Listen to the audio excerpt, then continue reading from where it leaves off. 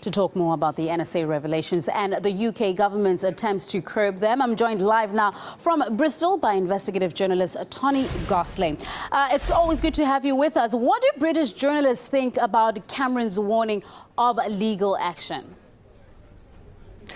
Well, Tabby, I think we've got something rotten in the state of England. David Cameron is threatening journalists at the same time as he's calling for press freedom. And of course, what that really means is it's press freedom for his story. He doesn't see, really, I don't think he really wants independent journalism in this country. I think if he could close down The Guardian, he would. He really hates these revelations. Many people may have noticed that his former communications man, Andy Coulson, is in court in Britain today facing these same sorts of phone hacking charges as actually is being accused the GCHQ and the NSA of. These mass data trawls are extremely dangerous and criminal acts. We've seen the security services in this country try and change the law to bring those acts within the law and fail.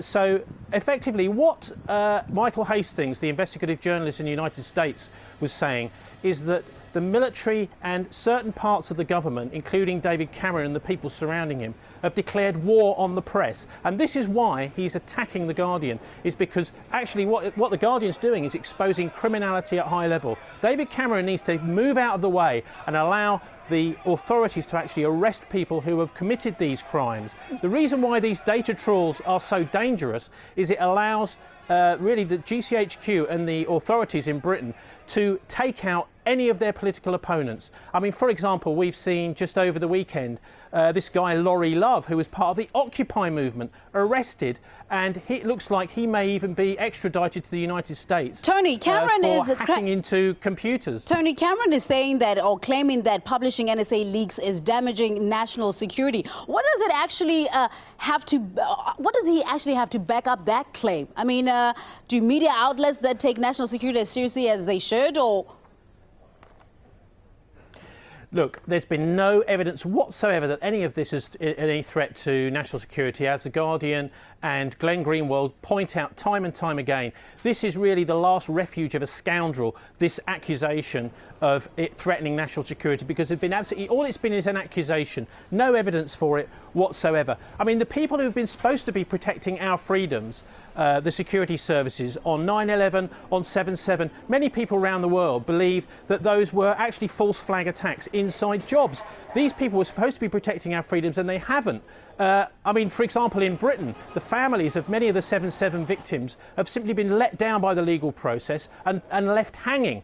We're in a very dangerous state, I think, in Britain. We're moving towards a police state, almost like a Pinochet-type Britain. I mean, we haven't obviously seen mass disappearances and mass arrests, but the police are scared, at least those who are close to the government, and the new National Crime Agency, Britain's FBI, are going around arresting the wrong people. What they should be doing is arresting those who have been doing these massive illegal data trawls. That's the real problem here. The White House has promised that it will review its sweeping surveillance practices, but this initiative really is not welcomed by everyone in Washington. Let's just take a look at some of the reactions that we've heard out of Washington there. NSA Director General Keith Alexander has challenged the pending review, saying he believes mass spying has been entirely justified by the security gains. That stance is also shared by several Washington hawks, with former Vice President Dick Cheney saying that extra knowledge is always an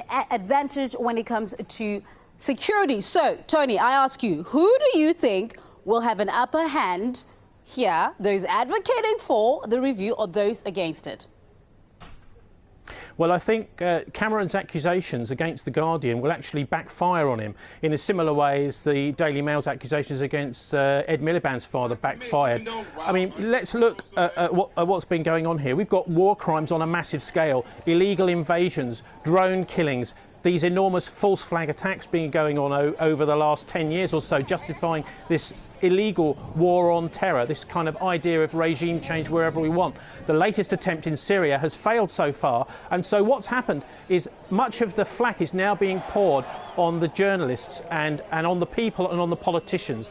As I said before, as Michael Hastings pointed out, the guy who died in a fiery car crash in Los Angeles back in June, that what's happening is the criminals within the system are now turning on the press and the politicians. And that's why it's so dangerous. That's why I mentioned Pinochet. And that's why that's the sort of direction we have to really make sure we avoid here in Britain. We need some arrests of senior people who've been doing criminal acts within the secret services. Otherwise, we are going down that police state Pinochet route. Tony Gosling, investigative journalist, live there from the UK, speaking to us on this ongoing story that we're taking a look at here on RT. Thank you very much.